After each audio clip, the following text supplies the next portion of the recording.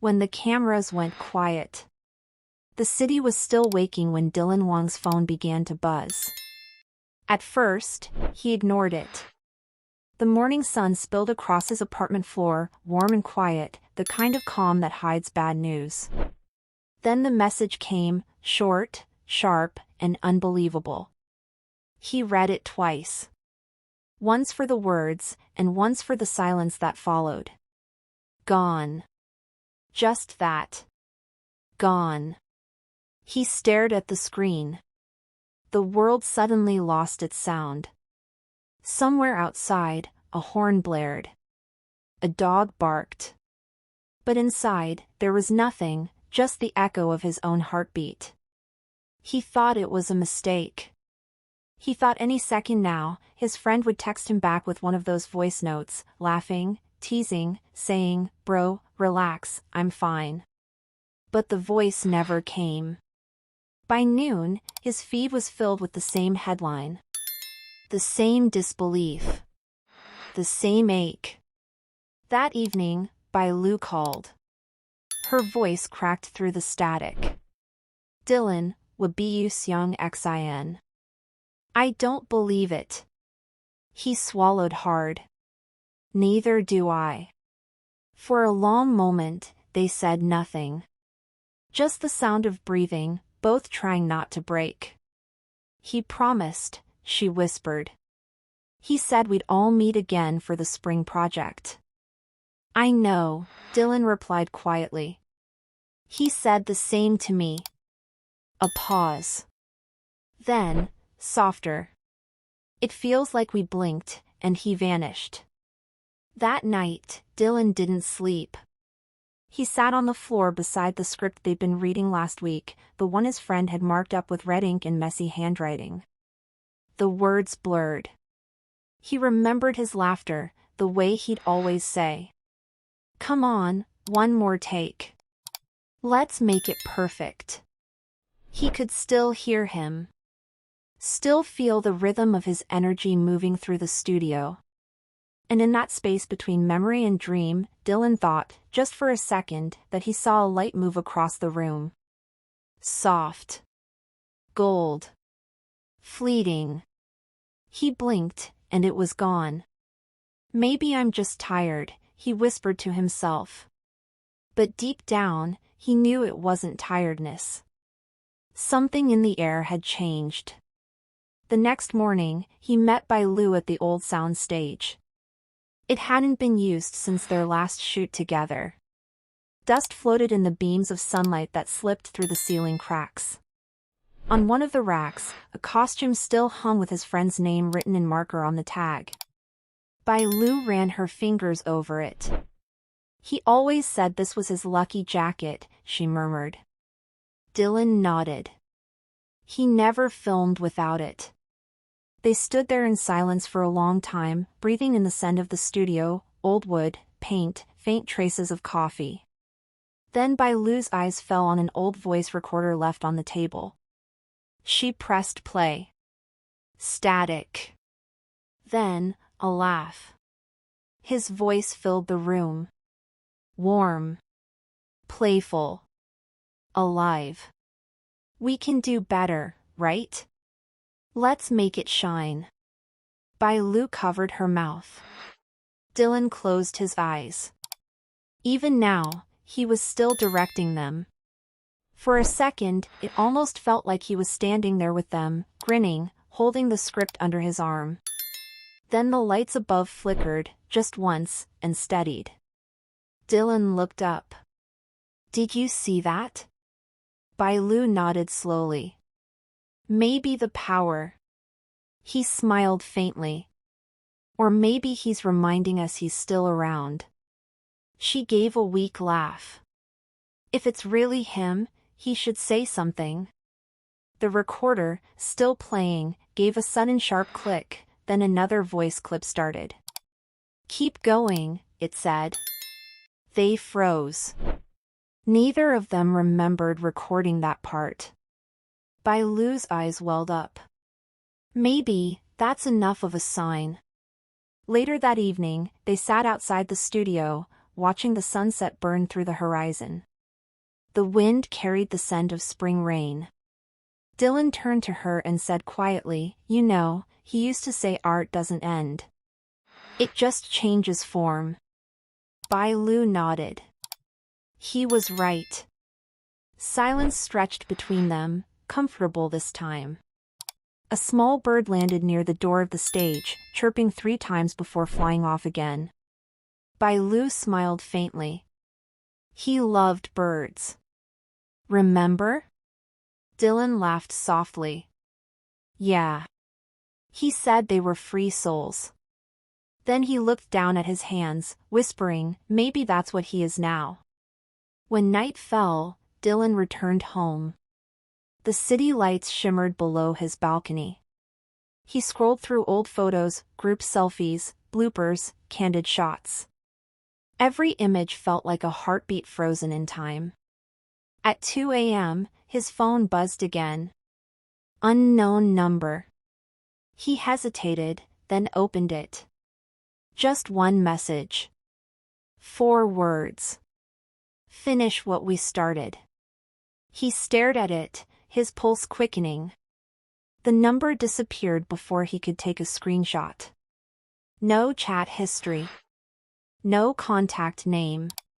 He sat up straight, heart pounding. The apartment was silent. But somehow, it didn't feel empty. He whispered, "Gij and I Zai Ma? Brother, are you here?" No answer. But a soft breeze moved through the curtains, though every window was closed. The script on his desk rustled. A single page turned on its own. At the top of that page, his friend's handwriting glowed faintly in the streetlight. One sentence underlined 3 times, "Art doesn't end, it transforms." Dylan exhaled, half afraid, half at peace. He picked up his phone, opened the Notes app, and typed, "We'll finish it. I promise." Outside, thunder rolled softly in the distance. And as he looked toward the clouds, he thought, just for a second, he saw a face in the shimmer of lightning. Familiar. Smiling. Watching. He whispered, "Good night, my friend." But in the faint hum of the city, somewhere between dream and waking, a quiet voice answered. "Good night, Dylan." The morning after the message, Dylan Wang couldn't shake the feeling that something was calling him back to the studio. Not fear. Not grief. Just a quiet pull, like unfinished music waiting to be played. He grabbed his jacket and left before dawn, the streets still silver with mist. By the time he reached the gates, Bai Lu was already there, clutching a thermos of coffee. She looked up and smiled faintly. "Couldn't sleep either?" He shook his head. "No. It's like he wants us here." They stepped inside. The air was colder this time. The echoes sharper. Every sound, their footsteps, their breath, felt heavier, like the room was listening. Bai Lu brushed dust off a nearby desk. "I dreamed of him last night," she whispered. "What did he say?" "He didn't speak. He just smiled. Then pointed at something I couldn't see." Dylan hesitated. "Was it this place?" She nodded slowly. "Exactly here." They started walking deeper into the studio. Old props, costumes, and lights were scattered everywhere, frozen reminders of scenes that would never be finished. But as they reached the back corner, something new caught their eyes. A small table that hadn't been there before. On it, a black notebook. Dylan frowned. "Do you remember this?" "No," Bai Lu said softly.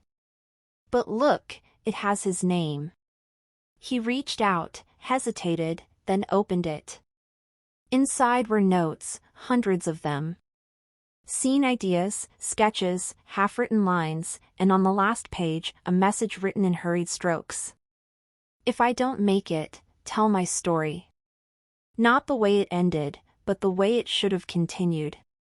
Bai Lu's voice trembled. He was writing something new. Dylan nodded. A script. Or maybe, a goodbye. As he turned the page, something strange happened. The air shimmered. The lights flickered again. And for a brief moment, just one heartbeat, the shadow of a man appeared behind them in the reflection of a glass panel. He stood there, smiling softly, the same familiar eyes. Then vanished as quickly as he came. Bai Lu gasped. You saw that, right? Dylan nodded, speechless. Neither dared to move. Then a faint sound echoed from the recorder they had left on the table. Static, followed by that same voice. I'm proud of you. Bai Lu covered her face, tears falling silently. Dylan swallowed hard, whispering, We're not done yet. The notebook pages began to flutter as if caught by a wind that came from nowhere. Words appeared, glowing faintly, line by line. Keep creating. Keep believing. Don't let the silence win. And then, the wind stopped. The pages stilled. Bai Lu smiled through her tears. He's telling us to finish what he started. Dylan exhaled. Then we will. Days turned into weeks. They gathered the crew again, rebuilt the scenes, replayed the lines, this time not for fame, not for show, but for something sacred. Every frame, every take, carried his spirit. It felt like he was there, guiding the light, whispering between the echoes of the camera clicks. And when the final take was done, they stood in silence. The screen faded to black, the air calm again. Dylan whispered to the quiet room, We did it, brother. A faint glimmer moved across the ceiling, soft, gold, like a breath of light. For a second, they both smiled. Later that night, Dylan uploaded the film. The title, When the Cameras Went Quiet. The description, For the One Who Never Really Left. As the video went live, the comments began to flood in, fans from every corner of the world sharing love, memories, and tears. The numbers climbed, but that wasn't what mattered. It was the connection, the invisible thread that tied them all to him again. Bai Lu leaned on Dylan's shoulder, watching the screen glow. He would have loved this, she whispered. He's probably watching right now, Dylan replied. Maybe even smiling. They both laughed softly. Then, out of nowhere, the screen flickered, once, twice, and the video paused on its own. A faint whisper came through the speakers, barely audible. Don't forget to share our story. They looked at each other in stunned silence. And then Dylan smiled. Guess that's his way of reminding everyone. He turned to the camera still recording behind them and said gently, If you felt something watching this, if you believe art never dies, hit that like button. Subscribe. Keep his light alive. Because stories like his, they don't end. They just transform. The screen faded to black. And just before the credits rolled, one last message appeared in white letters against the darkness. He's gone, but his story isn't. See you in the next one.